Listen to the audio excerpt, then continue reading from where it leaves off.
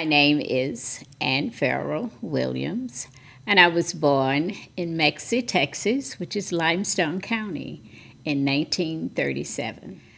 I come from a family of 12 siblings and a mother and father, grandparents who were entrepreneurs and educators. And perhaps through them, some of this journey began at that very big time. My first introduction to the arts was when I was in junior high school and high school, and I had an opportunity through a field trip from Lincoln High School to go and see the Dallas Opera. The Dallas Opera had brought in the famous opera Aida.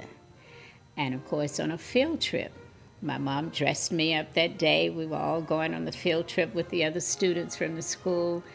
And to see this magic, perhaps was in the 9th or 10th grade, but to see the magic of the sets going in and off the stage and of the characters and the singers, and the movement, because Aida did have dance in it. And I think then the lights popped in my head that it really wasn't that I wanted to be up there on that stage, but I wanted to be a part of what was going on. That sometimes was a puzzle to me because I wondered why I didn't think that I wanted to be up there moving. I wanted to make that happen. At Lincoln High School, where I graduated, I was a member of the dance group there. And in my early years in Dallas, I had an opportunity to take dance classes at the YWCA. My mom was very instrumental in paying for me to go to dance classes on Saturdays. I took ballet and tap. And that was an early experience of the beginning of wanting to move. And from high school, then, of course, on into college, where I received my undergrad degree from Prairie View A&M University. I was a member of the dance group there, did choreography even while I was at Prairie View. And from Prairie View, came back to Dallas and began teaching in Dallas's public schools, teaching dance, and decided that I needed a little more than what I had gained at Prairie View, because I knew then that I wanted to go further. And so I entered then Texas Woman's University, where I received my master's degree, and being the first African American to receive a master's degree in dance and related art from Texas Woman's University. My husband was Nathaniel Williams, and I just need to take this opportunity to tell you what a wonderful supporter, wonderful husband and father, and a leader of Dallas Black Dance Theater that he was. Starting out 36 years ago, of course, he being the breadwinner and me in the arts, it's very difficult, as it is today with a one person trying to build an institution in the arts. But seeing it amaze itself to where it is today and where it was at his demise was really simply his dream also, because he supported my dream.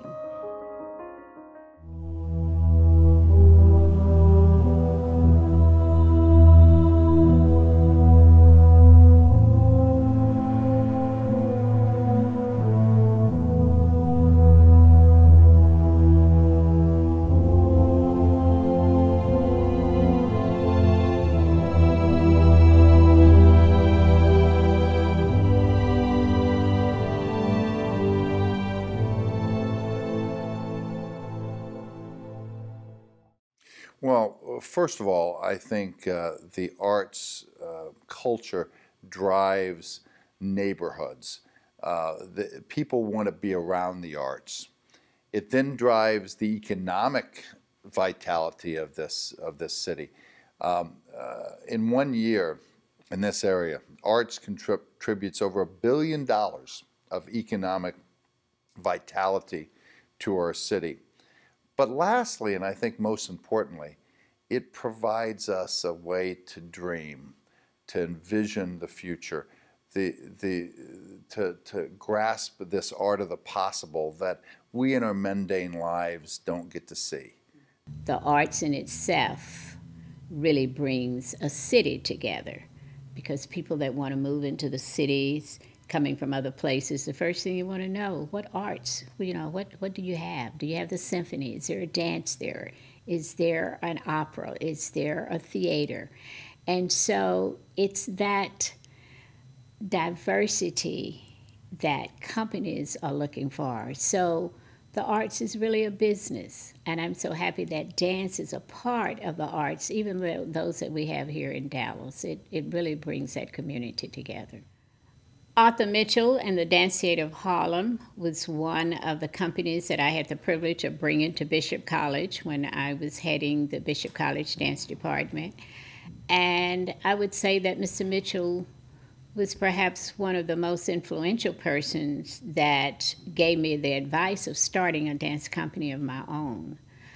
He and his company would constantly come to Fort Worth, and it was my privilege to have them to come to Dallas. And with teaching classes and one of his company members setting a piece on my first company, there was one of the things he said, Dallas needs a dance company, and why don't you start a dance company? Not knowing that we had that small college company, which eventually evolved into students from Dallas Black Dance Theater. From the very beginning, Miss Williams had an education component to her dream. This is not something that started late. From the very beginning, she understood that children learn differently, that some children are visual, some auditory, but she knew that in our community, dance was a missing part of the education component. So she wanted to have kids involved to influence their education, to spark that creativity. From the beginning, I wanted that educational experience for other boys and girls, and especially for minority boys and girls. Dallas Black Dance Theater held its first dance classes in South Dallas, on the corner of 2nd Avenue and Oakland. And of course, we were in a shopping center, and we were there for 2 years, and we had about 50 kids. And when we first started out, and of course from there, the company or the academy grew then to over 300 kids. And our first studio on 2nd Avenue and Oakland, we had ballet, we had tap, and we had jazz. And I had 6 teachers. And so it was really one of those days that the teachers came to me and said, Miss Ann, why don't you start a dance company? And my first word to them was, for what? They said, so we can continue to dance. And that was really how Dallas Black Dance Theater started. We started in the basement of a little church over in South Dallas off of Hatcher. And that's where we would rehearse and take, our ballet and modern day classes and everything. And then we moved from there to, she got her first studio off of Hatcher, right up the street from the church. And we were there for, a long time. We would give master classes, and, a lot of the young kids would come in, and we would head off those classes for the kids, and we would rehearse for our shows and everything. And then she, Miss Williams, wonderful lady, got the opportunity to go to Paul Wynn College. It was Bishop College at that time. And we rehearsed over there. We had a studio there, and she would lay the tarmac down, and we would dance on concrete. It didn't matter. We had the opportunity to perform. That's all it was. Dallas Black is not now and never been a place you will come and just dance. She's not interested in your dance. She's just exposing you to opportunity. So if you pay attention, she may not have been a professional dancer per se in her own right, but a professional educator, oh God, there's very few people who have the clout, I'm going to say, to push you in so many different directions. Dance, Miss Williams, it instilled discipline because she was kind of a, not going to take too much crap. You're not going to be late. You're going to rehearse until it's time for break. You're going to come just on top of your game. There was no half-stepping. And that carries through life, that discipline that you get through dance. Because we're in class, we're taking 3-4 classes sometimes a day, an hour and a half to 2 hours in class. And it just get you in that mindset of, the discipline behind it. And you carry that through everything else in life. And when Ann says she's going, or it's going to happen, or she's going to do it, then it's going to be done. And a lot of times you don't know quite how it's going to happen, but we all know that if Ann says it's going to happen, then we all have to help make it happen. And so we do. After the teachers said, let's start this dance company, and I said, okay, let's see. And of course the parents were our biggest supporters, and the students, and of course the different community organizations, the Links, the AKAs, Jack and Jill, the churches, the sororities and fraternities, all of them were our supporters because we started out as a community. And that's where a lot of our funds came from. And then our first big production was funded by the city of Dallas because by that time I had realized that we were providing a service. And so I gathered about 5 or 6 of my friends that became board members. And we then got our 501c. I've incorporated papers, had an attorney, and so then we became that full-fledged Dallas Black Dance Theater. Went to the city. I was very good at that, going down to the city, talking to the mayor and to the all of the city council people to let them know about Dallas Black Dance Theater. We got our first grant from the city. And our first corporate grant came from Mobil Oil, who a friend there was a very good friend of my husband's. They had worked together, and they supported us with a grant.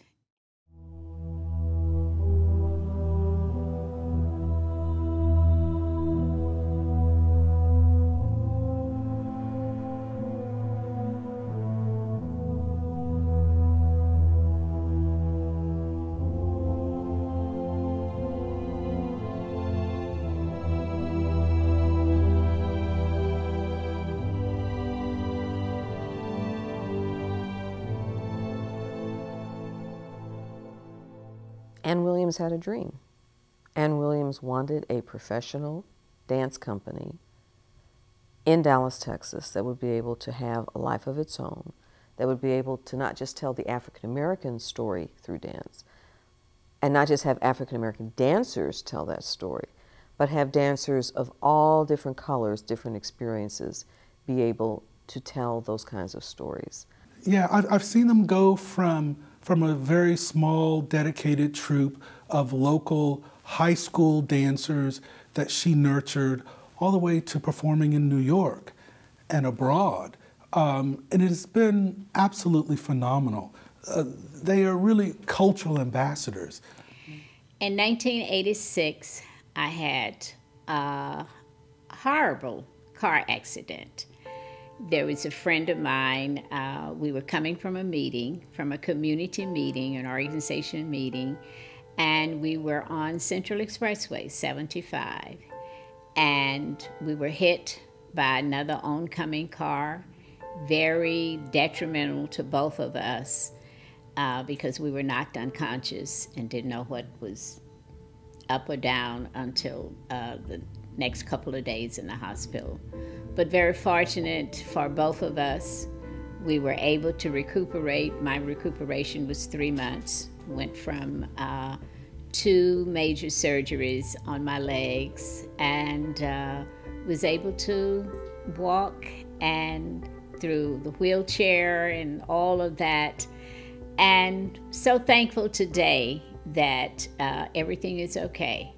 The only thing that it did do during that time was knocked my progress of being able to teach classes like I wanted to with demonstration, because I still can't do that grand plie.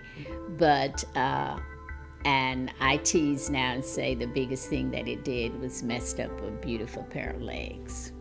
It was during that time that I went to my board and told them that I thought this would be the end of Dallas Black Dance Theater, and that we would just close everything because my husband and my daughter was saying, well, Mom, you got to come home, you know. And through the foresight of my board, they wanted to know what could be done to survive and to make sure that this dream stayed alive. And that was when I told them that I really needed a manager, a full-time manager. And at that time, we were able to bring on Zanetta Drew. And from that point on, she has been the manager of the administrative, and I have been doing the artistic. And it's been a wonderful partnership. I came my first day. I spent 14 hours the first day, 12 hours the next day. And I was in a Bishop College, in an office that didn't even have a desk. Mrs. Williams I had not met. But I saw the potential just in one day of what this organization could be, what it had contributed. I got calls from key leaders in this city that very first day that, really burned in my mind that this must be something important. It had to be the embryo of something that was important and could make a difference in this community, because it was financial. My background is accounting. I had come from the oil industry. It was exciting. It gave me a chance to work with numbers, and having been a housewife for a couple of years, it was a project. I worked for the company for 11 months without pay, but what I really did was I had a chance to meet Miss Williams and learn her vision for the Dallas Black Dance Theater.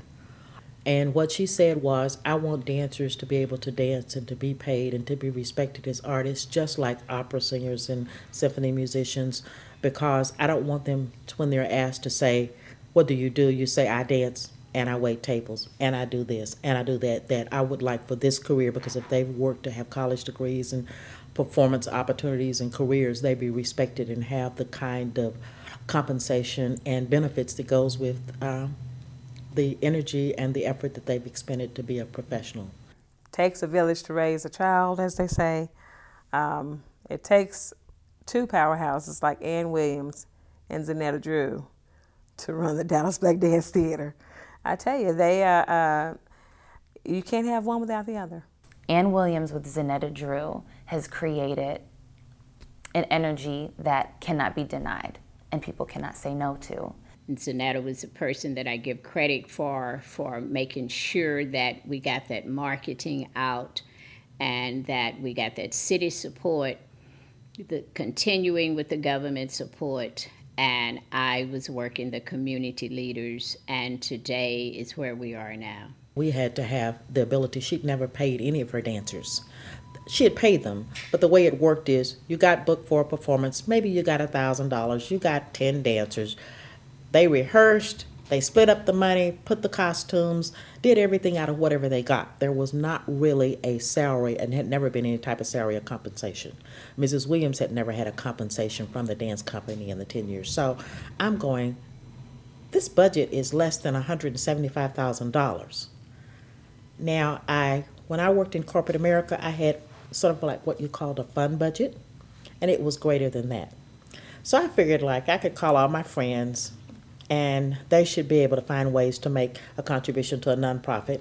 And we'd whip out a $2 million budget in a couple of years, and I'd be through with this project with Ann Williams and move on.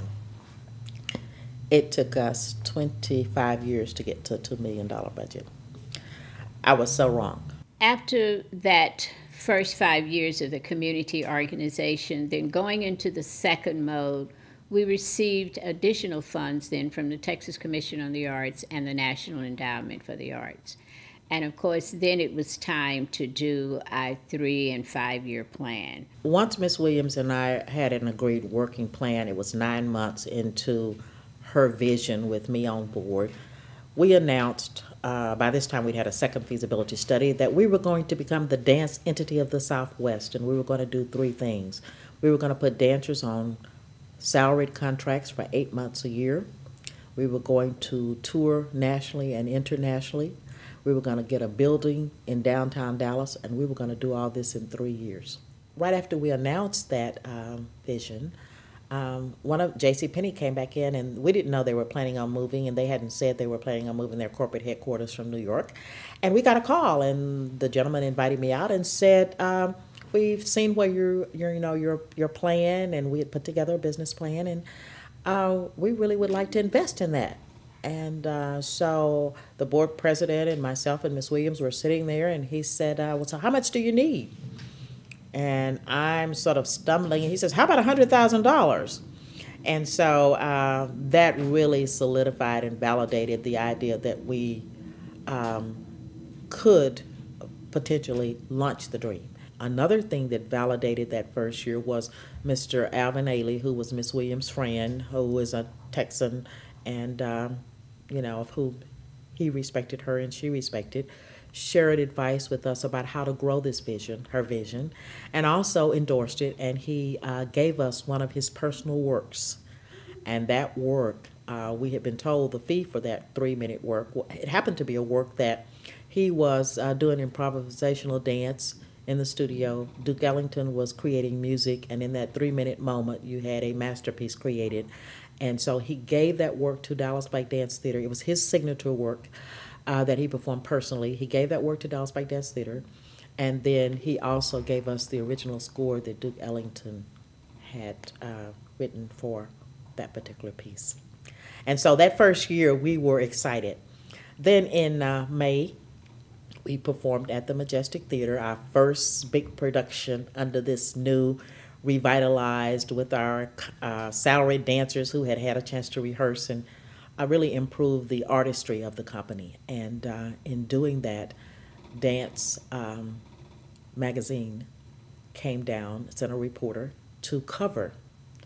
And when we got the critique back, the person who wrote the article said, "Dallas Pike Dance Theater has challenged the Alvin Ailey Company, and we can say they're not there yet, but we can also say it's no idle threat." And that alone became the energy for the board to say we're on the right track. After that, we went on. The next step was to get a building.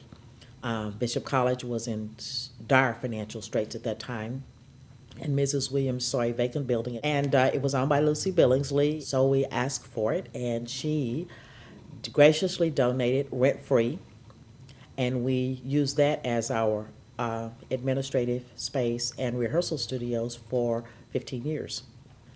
Then the next pivotal moment was on June 1st, 1991. We were 3 years into this vision, having launched it in fall of '87. And our board chairman, our board president at the time, Dr. Marvin Robinson, looked at me and says, "Young lady, what else we tell those people we were going to be doing in 3 years and that we haven't done?" And I said, "Well, sir, we were supposed to be doing international touring." He said, "Well, we better be touring." So by June, the end of June, we were in Lima, Peru on our first international tour. That's about 21 days after he made that statement. And in August of that year, the same year, we did a 14-day and 10-city tour of Italy and Sicily. And so one of the things that makes that important is our board was very fastidious to following the plan. If we told the community we were going to do it, then there was no excuse for not doing it. So we had to figure out a way to make it happen. So in 90 days after that marker, we had accomplished that and done it twice. But in the middle of doing that, we also, on June 19th that year, had done our first performance at the Kennedy Center as part of the Texas Festival. We had been seeking a grant from the Meadows Foundation and working with them, and the next morning we got a call saying that we had been awarded a $100,000 grant. And I'm sure they had a meeting on the agenda already, but we didn't know it, but the timing was just marvelous, and I think that was a very important next milestone to help the organization move forward.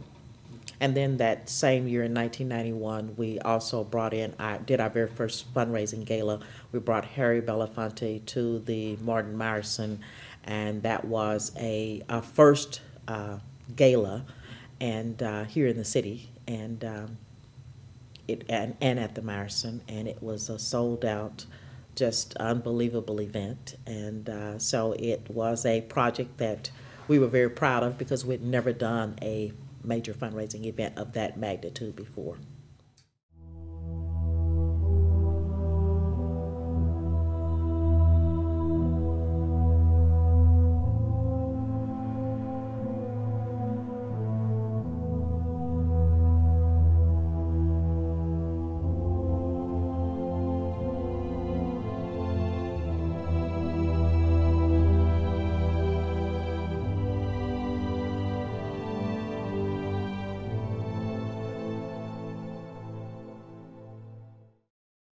My name is Michael Kaiser, and I have the pleasure to serve as president of the John F. Kennedy Center for the Performing Arts.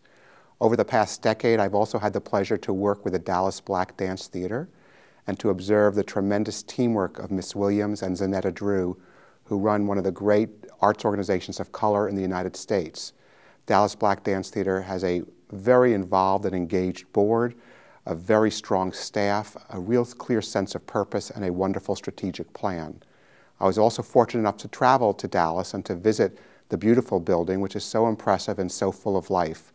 I know that this is a transition time for the organization, as leaderships will change and do change, but I think both Miss Williams and Zanetta Drew have created an environment and created a structure that's going to endure and that will allow Dallas Black Dance Theater to continue to grow and evolve and to meet the needs of its community. When you see the history of this organization and how it has stayed on task to accomplish its goals, it's just living the dream when you get there. I think this season, the time we're in now, is we're living the dream. It is a profound dream of really expanding the audience so that they can say, we are here in Dallas and you need to come look at us. That was one of the dreams that Ann always had, is that you could do this from Dallas, from our community, that we could go to New York and then have New Yorkers say, they're from Dallas. That was a dream of Miss Williams, is to do that, to say we're from Dallas and come back as cultural arts ambassadors on behalf of the city. The next important moment was, or the next important event was in 1996, when we were invited to be one of 4 dance companies to represent the United States at the Atlanta Olympics. And we were the only company from Dallas in the state of Texas that was invited to come and be a part of the Cultural Olympiad. And each Olympics, a lot of people don't know, has a cultural component to it, because persons that come to the Olympics don't only just come to see the athletes. They want to see what's in the community, they want to see what's in the town. And so the Olympics has always had cultural activities for the families to visit and to participate in and to see. We did those performances at the Martin Luther King Center venue. That was another Goosebumps moment, because we were on 50 million brochures. Our tickets were sold through the Olympic materials, and we showed up. We showed up to perform. And then later on in 97, we were first time at the Lincoln Center. Mrs. Williams and the dancers, we were featured at the Lincoln Center Out of Doors Festival. We did a work by George Faison. I remember that because the New York Times gave us our first big coverage there. And then many others, but the next big point became the commissioning by the Gershwin family personally to create a work for the Gershwin Centennial. And that idea was to take the Miles Davis instrumental version of Porgy and Bess with no vocals and create a dance production that would literally tell the story of Porgy and Bess. and to put it on stage and to tour it worldwide. What we did, we created the production. We premiered it at the Majestic Theater in June of that year, June '98. And then we opened the production the premiere was at the Kennedy Center on September 10th, 1998. Now the production was so sold out for 3 days that I never got to see it in the hall because you couldn't exceed capacity and nobody was giving up a seat.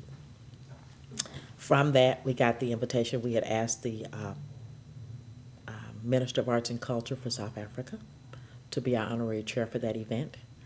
And of course, that was coming right out of apartheid. And so we ended up with a reciprocal invitation to go to South Africa. So we ended up being the first arts organization from the state of Texas to have an official invitation to perform in South Africa. And so that's the next big story. Well, I think the high moments of the last 5 years really take us back to 1999, and that was when the board, along with several key investors, thought it was important for the company to have a permanent home, and so we bought the former Moreland YMCA building as a permanent home. At the time that we bought it, it was fully occupied with 12 tenants, and they were going to be here 2 years. So our former owner of the building became our tenant and stayed here 2 years while we were doing our feasibility study and raising the funds. And in 2008, we were able to move into this building. And so for the first time in its history, Dallas Black Dance Theater had a permanent home. The moment we had the opportunity to walk through those front doors, I mean, it was really magical just to see the movement, and I feel so emotional about it because I remember that day, knowing that we came from that small studio that didn't even have a window that would open. The fire escape, that's what I remember. The fire escape door was the only daylight and fresh air that we had. No windows that actually opened, and to move into this space, I mean, really a dream come true. To see the artistry grow and develop, and knowing that the staff, especially Mrs. Williams and Zanetta Drew, going ahead with that vision and saying, this is your home, and you no longer have to go anywhere. I mean, it doesn't get any better than that. You were at a YMCA that was for our black population, and this is where great black leaders came and stayed, says that we can take our heritage and we can then transform our history to something that lifts us out of the past into a future. And I think it's a wonderful thing that great things come from, frankly, embarrassing things for the city of Dallas. And that's what transforming the future is all about, and leading into the future. So what are the what ifs? What's the art of the possible? And when you're in this place, you see what the art of the possible is. We at the corporate level at BELO felt that this particular campaign matched up with our company's long-standing interests in parks, open space, historic preservation, and most importantly, arts, culture, and diversity. Our support extends the long-standing engagement of WFAA-TV and the Dallas Morning News with the Dance Theater, and ensures the vitality of our center city for many decades to come. Ophthalmologist and board member Dr. Cordell Adams was the first contributor. He gave $500,000 after a board meeting at his house. I knew then that I had to make some type of commitment. So giving that first gift not only was something that I wanted to do, but I think it has set off a lot of other dreams of a lot of people seeing their needs and dreams met through the Dallas Black Dance Theater. This is a very important institution. And to have something like that in our own city. It'll tell a story about where we've come from and where we hope to go. This is the opportunity for the future. I think everyone should support this project. Now, this building is not just for today. It is for the future. It is for the future of these dancers, the future of the boys and girls that want to come and train and learn dance as an art form. Last year, we had the opportunity to go to Edinburgh to perform for the Cultural Olympiad. Amazing, absolutely amazing. Also in conjunction with the Fringe Festival. So there was art and people everywhere, so inspirational, and we were so well received. And just to be among the invitation and to be among that atmosphere was great for the dancers, and of course it was definitely great for the marketing for Dallas Black Dance Theater. There have been no other arts organizations in any arts disciplines from the state of Texas invited to be part of the Olympics, and for us to have had 2 invitations, I think that we feel quite proud. I feel like that the 26 years spent have been well invested, and that for me personally, it has created a reward that from a business perspective that we've set an example of leadership for the nation on how nonprofits can grow, they can be managed effectively, and how we also can work with artistic directors and founders and challenge what is considered the predominant thinking that executive directors and artistic directors can't get along. Well, I think we're becoming a model because the fact that we've sustained ourselves. And, you know, when you think about a lot of art, dance companies, cultural organizations, you know, they might have a wonderful product that they deliver, but it's being able to sustain it. And I think that's the value of this organization, is the fact that we've been able to sustain it. And people want to understand how we've been able to do that. So I think we are a model. You know, we are held out as the Dallas Black Dance Theater, one of the oldest dance companies in the country. I've got an old saying that when it's great, there's no debate, okay? And it doesn't matter where they come from or how they got there. You look at them and say, that is a great organization. You don't look at them and say, well, isn't that nice? They're a black dance theater. You say, they're great. You know, and their heritage and their raison d'etre is that they are a black dance troupe. And that's what gives them their differentiation, but that is not what gives them their greatness. What gives them their greatness is the hard work, is the vision, is the creativity, the design, the drive that makes them great.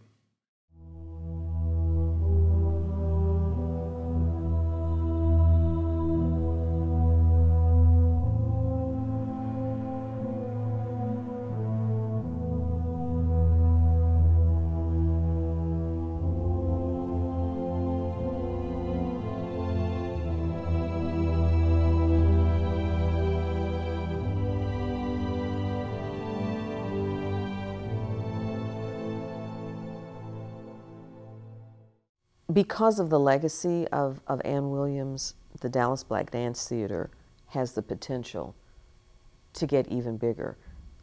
But we can't just stop just because we've got Ann. We have to take her dream and we've got to be able to move it forward. So we have to be able to tell the story of this remarkable dance company to anyone who's going to listen, and why they need to be involved and why they need to invest. We had a powerful education. Proof of that is what I'm wearing around my neck right now. This is the first Presidential Scholar's Medallion that was given out in 1980. That was the first 4-year class of the high school. It was the first 4 years of Dallas Black Dance Theater. We had 4 people to join in trying to achieve this goal. Fortunately, I won. You got to dream. You got to push forward. You got to be better. And that's our sort of thing. We can't sell. We got to be better. Every year is bigger than the last year. Every moment is bigger than the last moment. Every opportunity is another opportunity, not to shine, but to be brighter than you were before. So shining is not enough. Being there is not enough. You got here. Now what are you going to do with it? That's the challenge that's presented back then and now. Obviously, I don't quite fit the mold, but once I got on the board, I realized I really did. This is an organization that is of the community. It demands excellence from everybody in the community. I mean, we have lawyers, we have doctors, we have business people, we have marketing people.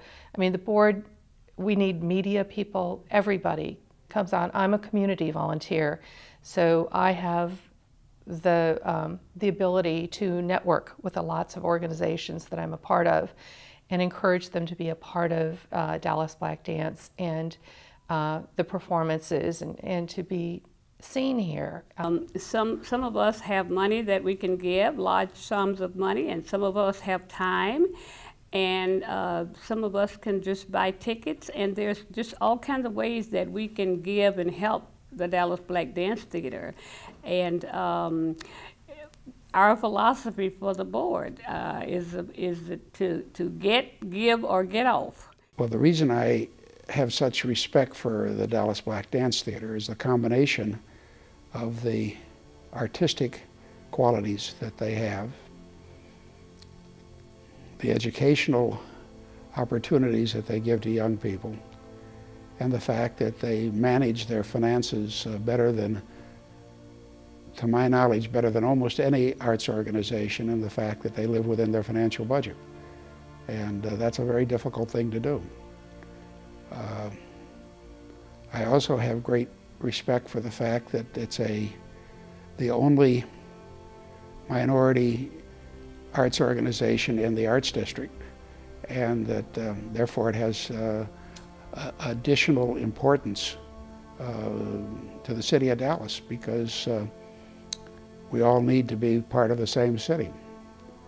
You know, it's my dream that other corporations join us, Wells Fargo, other organizations, to become a solid partner within this Dallas community.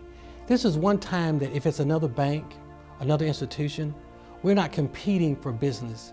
We're competing to make our city better, to make an organization better. So every time that we stretch out and ask for other corporate sponsors, other corporate partners, should I say, it really allows us the opportunity to say, come with us as we both grow this great organization called the Dallas Black Dance Theater. When I look into the future, 20, 30 years from now, I hope to see some of the kids that we train here actually a part of this organization.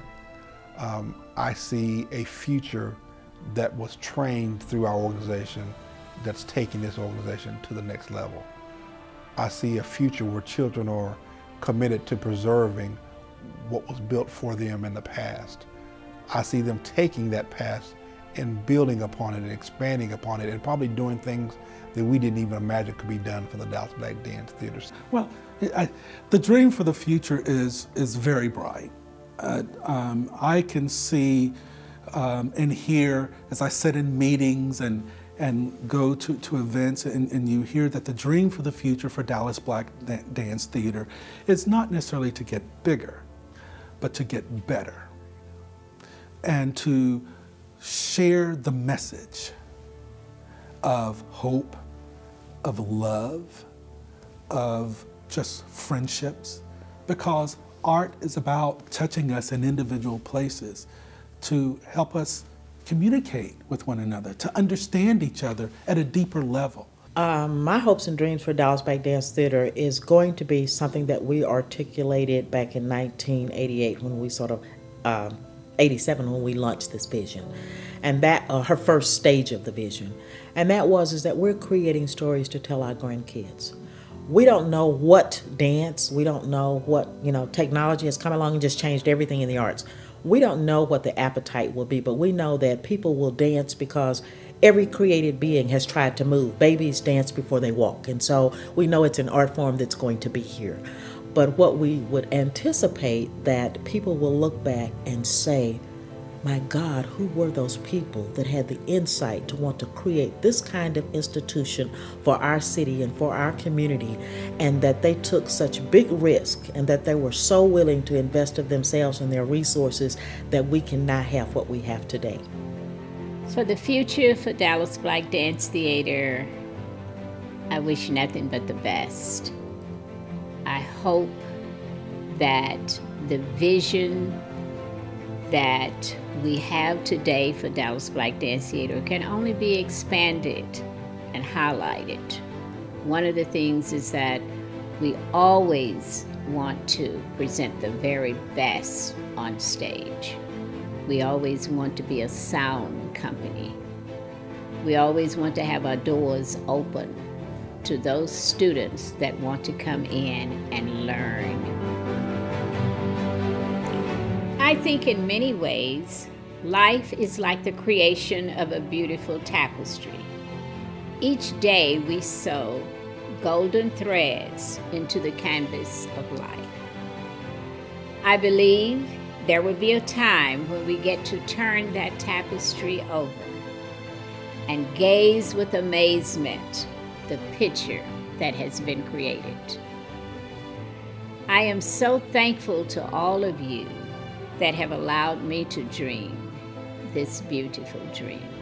Spirit, drive, determination, passion, energy, confidence, unstoppable, freedom, united.